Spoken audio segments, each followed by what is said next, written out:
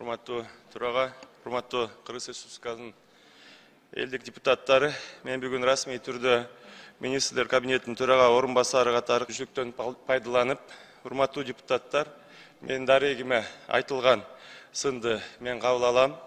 Басып өткөн жолумда дайыма элдик бийлик, демократия, чынчыл жана таза, тунук бийлик үчүн элдик көзөмөл, ачык талкуу жана элибиздин кызыкчылыгында эффективдүү мамлекет кызматы башкаруу бийлик бутактарынын бири-бири менен конституциялык калкак, гармонияда иштеш үчүн күрөшүп келгенмин.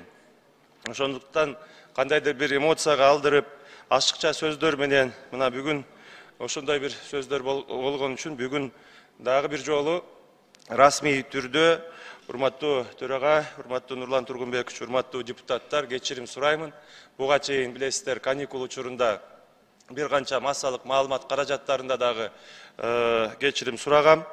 Бардыгыбызга биргеликте урматтуу мамлекет башчыбыздын элибиздин жаркын келечеги үчүн жан үрөп жүргүзүп жаткан саясатын колдоп, ушул эки жалпы бийлик бутактары конструктивдүү иш алып барабыз деп терең ишенем жана өзүм дагы сөз берем.